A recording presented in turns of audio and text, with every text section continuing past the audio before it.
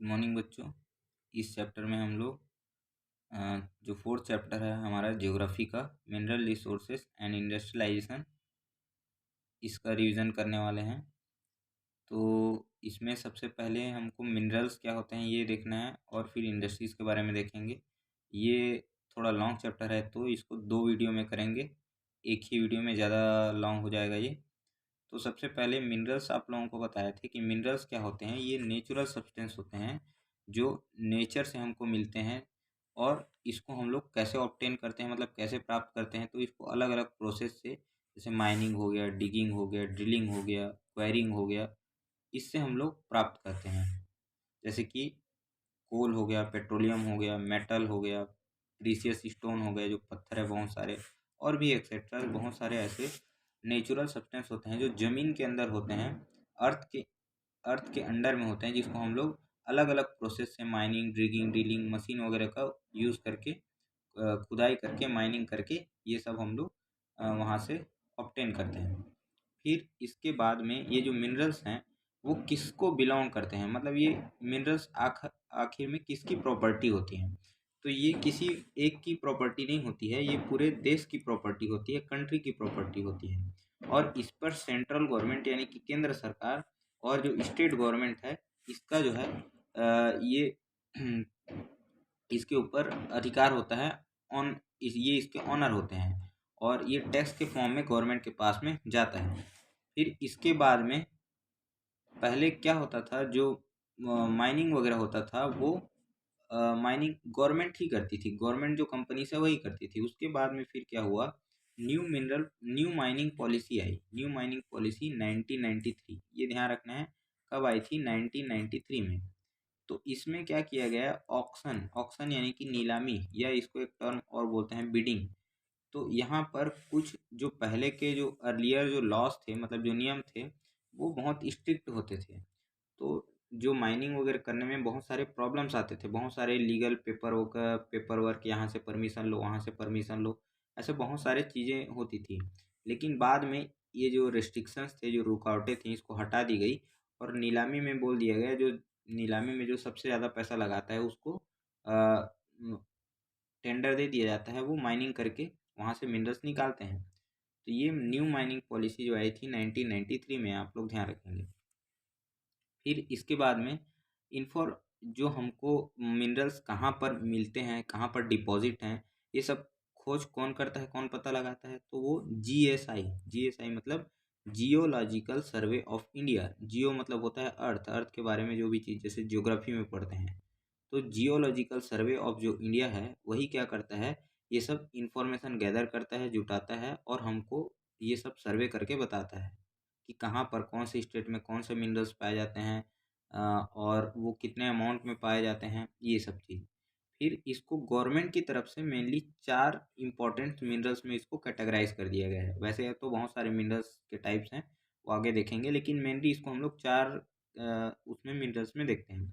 तो सबसे पहले जैसे एटॉमिक मिनरल्स हो गए। एटॉमिक मिनरल्स जो एटम्स के फॉर्म में हमको प्रोवाइड, जिसको हम लोग यूज़ करते हैं, जैसे यूरेनियम हो गया, थ्योरियम हो गया।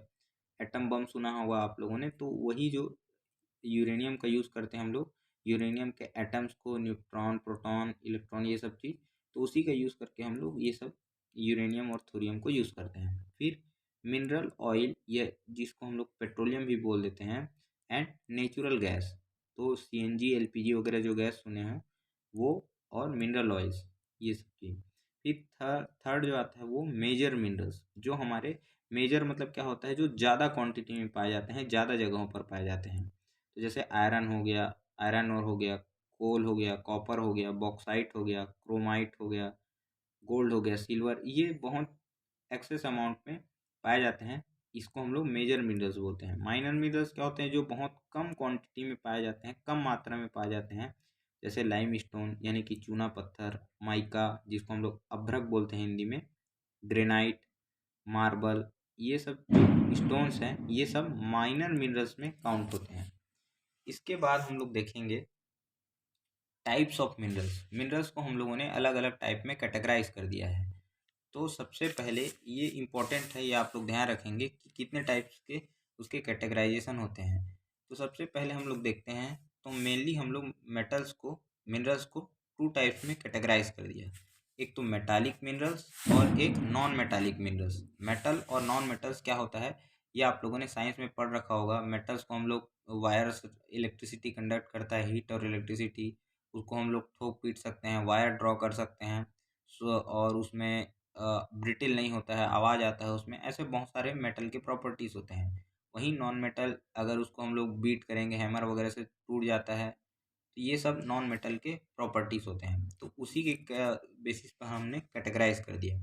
मेटल में भी देखेंगे हम लोग तो ऐसे कुछ मेटल्स होते हैं जिसमें आयरन का अमाउंट ज़्यादा पाया जाता है, आयरन की मात्रा होती है, उसको हम लोग फेरस मेटल बोलते हैं। और जिसमें आयरन नहीं पाया जाता है उसको हम लोग नॉन फेरस मेटल बोलते हैं। तो फेरस फेरस मेटल में क्या क्या आ जाएगा, तो आयरन तो आएगा ही। उसके बाद निकिल हो गया, मैंगनीज हो गया, कोबाल्ट हो गया, क्रोमियम हो गया। इन सब में कुछ मात्रा में आयरन प्रेजेंट रहता है, इसलिए इसको फेरस मेटल बोलते हैं। उसके बाद नॉन फेरस मेटल क्या होता है, जिंक हो गया, कॉपर हो गया, एल्युमिनियम हो गया, सिल्वर हो गया, गोल्ड हो गया। ये मेटल तो हैं लेकिन इसमें आयरन नहीं रहता है, इसीलिए इसको हम लोग नॉन फेरस मेटल बोल देते हैं।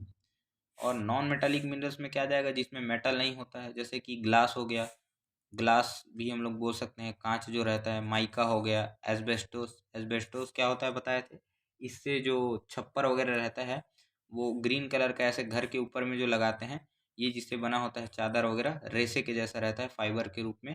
वो हमको सीट के जैसा दिखता है लेकिन वो अंदर से फाइबर के रूप में रहता है, रेसे के रूप में।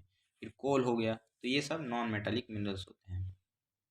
इसके बाद आप लोगों को इम्पोर्टेंट मिनरल्स के बारे में वन बाय वन करके देखते हैं। तो सबसे पहला जो आता है वो आता है हमारा आयरन ओर। तो आयरन ओर कितने टाइप के पाए जाते हैं, 4 टाइप से। और आयरन हमारे लिए बहुत ज़्यादा इंपॉर्टेंट है क्योंकि जितने भी हम लोग सामान देखते हैं, ऑटोमोबाइल्स, बड़े बड़े कंस्ट्रक्शन, रॉड वगैरह सब आयरन से ही बनते हैं। जो हमारा स्टील है वो भी आयरन से ही बनता है। आयरन में हम लोग क्रोमियम, निकिल ये सब मिलाते हैं और कुछ अमाउंट में 0.2% कार्बन भी मिलाते हैं, उसी से हमारा स्टील बनता है। तो ये आयरन हमारे लिए बहुत ज़्यादा इंपॉर्टेंट है। तो मेनली आयरन के 4 टाइप पाए जाते हैं। कौन कौन से हैं, तो मैग्नेटाइट, हेमाटाइट, लिमोनाइट और सीडेराइट। फिर से रिपीट कर रहे हैं, मैग्नेटाइट, हेमाटाइट, लिमोनाइट और सीडेराइट। इसमें मैग्नेटाइट जो है ये सबसे बेस्ट क्वालिटी का आयरन होता है और इसी से मैग्नेट बनाया जाता है, इसीलिए इसका नाम क्या दिया गया है, मैग्नेटाइट दिया गया है। अब ये मैग्नेटाइट क्वालिटी का जो ओर है आयरन का, ये बहुत कम अमाउंट में हमारे इंडिया में पाया जाता है। और कहाँ कहाँ पर पाया जाता है, तो ये मेनली साउथ इंडिया के साइड में, गोवा हो गया, कर्नाटका हो गया, इस एरिया में हमको देखने के लिए मिलता है। कर्नाटका का एक प्लेस है कुद्रेमुख, कुद्रेमुख माइंस, खदान जो है वहाँ से मिलता है हमको मैग्नेटाइट ओर। उसके बाद देखते हैं हेमेटाइट। हेमेटाइट जो है ये सबसे ज़्यादा हेमेटाइट क्वालिटी का ओर, आयरन ओर ही हमारे इंडिया में पाया जाता है। और मेनली ये हमारे छत्तीसगढ़, झारखंड, उड़ीसा, इन स्टेट्स में पाया जाता है हेमेटाइट क्वालिटी का आयरन ओर। उसके बाद लिमोटाइट और सीडेराइट। जो सीडेराइट है ये बहुत वर्स्ट क्वालिटी का रहता है, ये दोनों उतने अच्छे क्वालिटी के नहीं रहते हैं। फिर अगर हम लोग बात करें छत्तीसगढ़ में कहाँ कहाँ पर जो है आयरन ओर पाया जाता है, तो ये हमारे बैलाडीला, आप लोगों ने सुना होगा, दंतेवाड़ा में बैलाडीला, वहाँ पर पाया जाता है। दल्ली राजरा हो गया, दल्ली राजरा, कांकेर, कांकेर में भी कुछ माइंस है। अभी दल्ली राजरा का माइंस ख़त्म हो गया तो वो कांकेर से माइनिंग स्टार्ट होने वाली है। उसके बाद ओडिशा, ओडिशा का जो मयूरभंज जो प्लेस है वहाँ से हमको आयरन ओर मिलता है।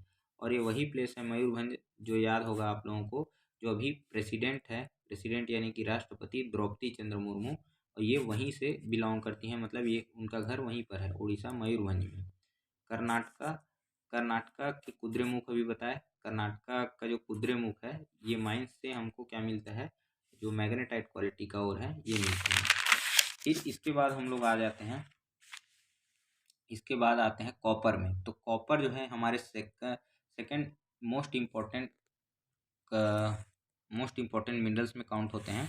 तो ये गुड कंडक्टर होता है और हीट और इलेक्ट्रिसिटी कंडक्ट करता है। तो इसीलिए हम लोग जो घरों में जो वायर्स देखते हैं उसमें किसका यूज़ करते हैं वायर्स में, तो हम लोग कॉपर का यूज़ करते हैं। और इसके लिए दो इम्पोर्टेंट जो प्लेस है वो आप लोग ध्यान रखेंगे। एक तो हो गया बालाघाट, बाला और बाला एमपी का, मध्य प्रदेश का, और दूसरा हो गया खेतड़ी, खेतड़ी जो राजस्थान में है।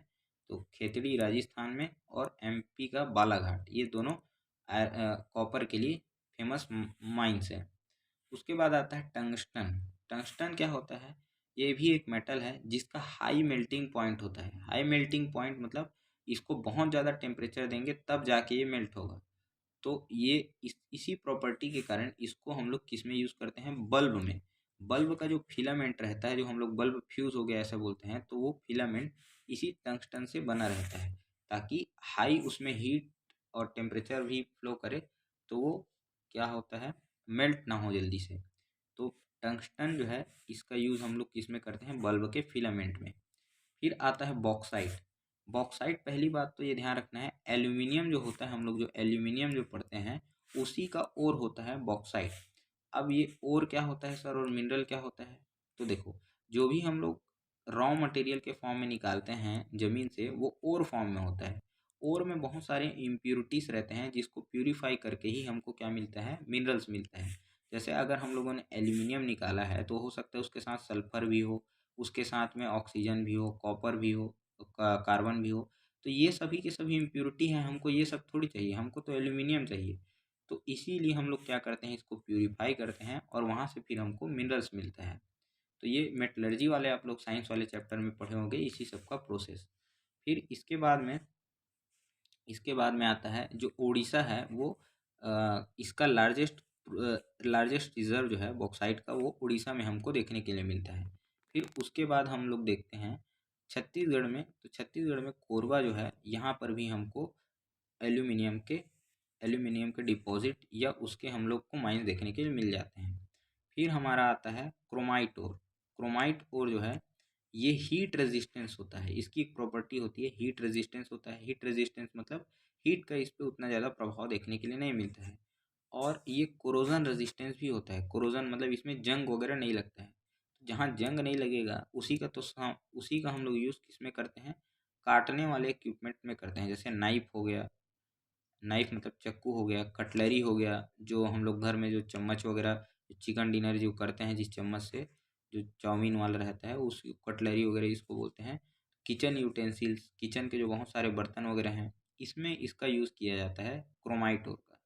तो ये कुछ इम्पोर्टेंट मिनरल्स हैं, आप लोग ध्यान रखेंगे। इसके बाद हम लोग एक और चैप्टर एक दूसरे वीडियो में देखेंगे। उसमें जो है बाकी का जो पोर्शन बचा हुआ है एनर्जी मिनरल्स और जो इंडस्ट्रीज़ वगैरह है उसके बारे में। तो इसमें यहाँ यहीं तक रखते हैं। Thank you.